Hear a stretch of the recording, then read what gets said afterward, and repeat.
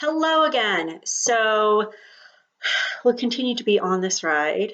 That is a horror ride um, called 2020. And this ride never stops.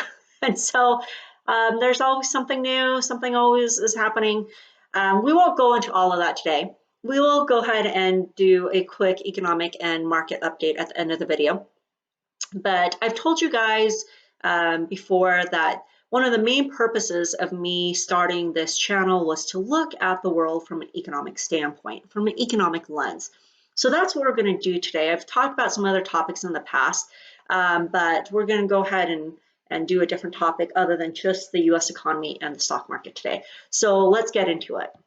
So the topic that I've decided to discuss today is something fairly new. It was released back on October 4th, and it's made a fairly big splash on the internet as of late, as in the last just couple of days. So it's what's called the Great Barrington Declaration.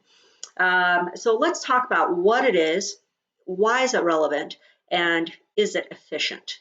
So of course, in economics, always the question is it an efficient solution? So let's discuss this. So what is this declaration? So it's a group of scientists that have come together and they have put forth a recommendation of what they think the governments around the globe should be implementing to address the COVID virus situation. And I won't go into great depth about it. I'll go ahead and put the link in the description section below so that you guys can go ahead and read it yourself. It's a super quick, easy read. And then you guys can also see those scientists that have signed it and sponsored it. So let's get into what it is. So basically the declaration has two purposes, two recommendations basically. So the first recommendation is what's called basically targeted prevention. And the second is the advocacy of herd immunity. So let's talk about the first one, which is targeted prevention. What do they mean by this? So they are saying, look, you can't put a whole, blanket approach on the general masses when the virus itself doesn't affect the general masses in the same way. So basically what they're saying is, look, there's a demographic that is most affected by the virus. And this is the demographic that is considered high risk, whether it's by age or because of other medical issues that they have, but they're considered high risk. And the virus adversely affects them at exponential rates than any other group in the population. So they're saying, look, this demographic, we should be doing targeted prevention with this demographic. They should be wearing masks. They should be, making sure that they're limiting their contact with the public space. They should be taking preventative measures to protect themselves. But the rest of the public, that they need to basically go back to life as normal. And when they say life as normal, they're not talking about like life with masks. They're talking no masks and no social distancing, life before the virus. So they're advocating for this because they also believe in the second point of their declaration, their recommendation, which is herd immunity. They're saying, look, the virus is going to virus. There's no way to stop it. There's no way to contain this at this point because there's no vaccine. And this is nothing new in human history. Viruses have come and gone throughout all of human history. But since there's no way to prevent it, the best way to fight against it is with herd immunity. So those are the two ideas that they're advocating. Basically, it's the approach that Sweden has taken this whole time. So Sweden never officially had a mask mandate. They did encourage social distancing. They did not lock down their economy. They were one of very few that didn't in the Western countries. And I think Iceland also did not have lockdowns, but they're so remote, it doesn't, their stats can't really be included as a good counterfactual just because they're so remote compared to everywhere else. But Sweden, they were like, hey, if you're sick, if you're elderly or high risk, stay home. And of course, companies need to allow employees to be able to work from home if they, don't feel safe going into work, or if they are sick, that they need to be able to work from home and get paid. So that was the approach Sweden took, and that's basically the approach that these scientists are taking when they're making these recommendations. Now, why is this even relevant? Who are these scientists? Okay, the credentials of those who have signed this declaration, I kid you not, it is serious. These are scientists and professors from heavy hitters within the world of academia. So you're talking from like Harvard, Yale, Stanford, Oxford, Johns Hopkins, Cambridge. You've got University of Auckland, you've got ones from Tel Aviv, you've got ones from Canada. I mean, you've got them from all over the world, and they are making a pretty bold statement. So this is why it becomes relevant. Why is this even being talked about? The reason it's being talked about is because it goes against WHO and CDC regulations and recommendations. And so they've put out a very definitive, clear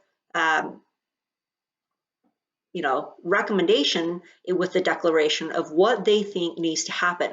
The CDC and the WHO, the reason that there's a lot of frustration, from governments and of course from the citizens that are having to deal with all this, is because there's been so much like, do this, no, don't do that, do this, don't do that. It's like, oh my gosh, like make up your mind. And so this is kind of, the approach that everybody's been waiting for, which is just a whole group of scientists that agree on a single approach. And so that's why it's become controversial, why it's relevant, why it's being discussed.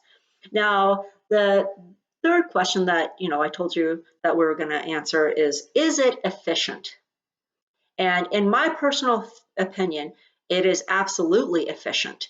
And the reason it's efficient is because not only does it address, targeted prevention with the virus and herd immunity, but you're also talking about, basically saving the U.S. or saving any economy, not just the U.S. economy, but saving any economy where the government implements this type of approach.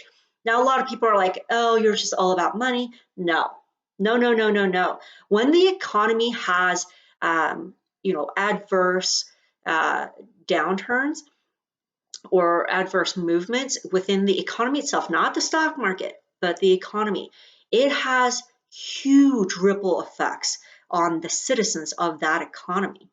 So, you're talking about that you have all these companies that have shut down. And again, small businesses are the biggest employers of any economy, the citizens of any economy. Small businesses are the biggest employers. And so when you have all these small businesses that have shut down, and so many of them are not coming back or can't come back to full capacity, that leaves an immense amount of people at a loss of jobs. That increases so many health problems and mental health issues that it's ridiculous, the amount of numbers that have increased in those two categories because of loss of jobs. And you're also talking, again, like we haven't seen the full effect of what it means that we've had these job losses, because there are safety guards that have been put into place to, prevent people from getting kicked out of homes and not being evicted. And so, and which is a good thing, that's very good, because that's the whole point that these bills were being passed, was to help the citizens and make sure that they're not, left without just because the government decided to shut everything down. Because that's not the fault of the business owner, and that's not the fault of the employees, and they shouldn't have to, be kicked out of their homes because the government shut down everything. So it was good that these bills were passed with that caveat in there. Now, again, I'm still not a fan of the stimulus that have been done. There's, again, way more efficient solutions that could have been made. But one of the helpful points of those bills that have been passed have been that evictions have been stopped.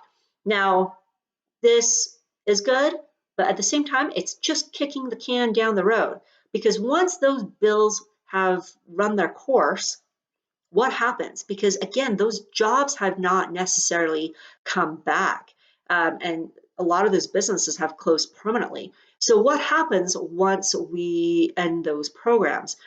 And again, I'm a firm believer that we're going to mint a whole bunch of new homeless people, and this is going to have a huge effect on the economy.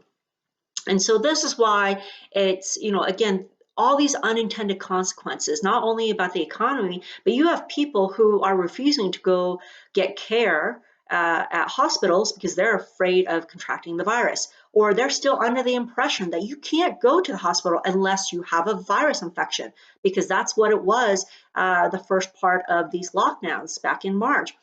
And so a lot of people are not getting the medical care that they actually need. So there's, again, a ton of unintended consequences that go along with the policy approaches that have been taken in relation to the lockdowns, and even with the mask mandates. You have a ton of people who are afraid of having interactions with other humans. Okay, humans by nature, we are social creatures. We have to have other human interaction. And so this is why we've had a dramatic increase in anxiety, depression, suicides. So there's a lot of other factors when you're talking about taking these policy approaches that CDC and the WHO have been pushing. And this is where the declaration comes in, and they're like, look, you can't just address, the virus with lockdowns and think there's no unintended consequences that affect the rest of the population. And so they're really trying to take a more holistic approach to dealing with the virus. So this is why I'm a, believer that it is a very efficient solution, and I like it. I like the fact that they came out with this. So there's that. So let's go into the economic update and the stock market update. So the U.S. economy. I said this from the beginning. I didn't think we were going to go into recession. It's very difficult to do. And we actually have not hit recession status, because I've told you guys it is 2 consecutive quarters where GDP is down. And although we've taken hits, and the U.S. economy is doing much better than most people anticipated, even by analyst standards. And so, it's doing what it should, and that's good. And the more stable the U.S. economy is doing, and the better that it's doing, the better it is for the citizens, not only financially, but also physically and mentally. And so this is all good news that the U.S. economy is doing better, and we did not hit recession status. Unemployment still higher than we'd like to see it, but much lower than what was anticipated. So again, that's a good thing. And then the stock market. So the stock market, a lot of people have asked, why is it not being influenced or affected by what's going on in the country?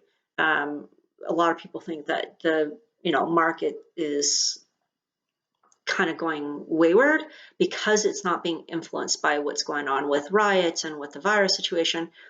So the reason for that is because when institutional investors, because they are some of the largest investors of the stock market, when institutional investors invest, they do not invest for the immediate run or short run. They invest for the long run. And so that's why the stock market isn't, having huge, downturns just because there's riots and stuff.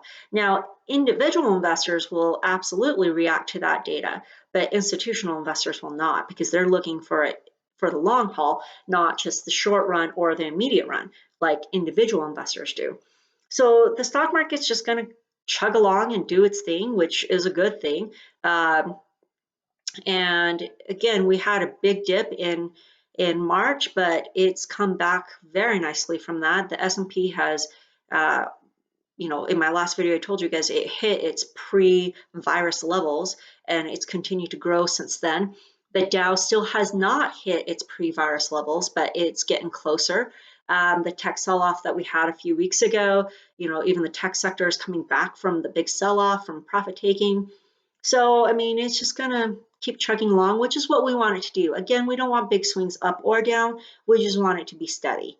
And that's much more sustainable. But that's why, minus, anything that affects the economy adversely, the stock market is going to just chug along. Again, back in March, because of lockdowns, which affect the U.S. economy, therefore, in turn, it affects the stock market. Minus the lockdowns, it's just going to keep chugging along because nothing's stopping. Everything's still moving forward, which is what we want to see. So there you go. Again, as always, if you guys have questions, put them in the comment section below and hit that subscribe button, and I will talk with you later.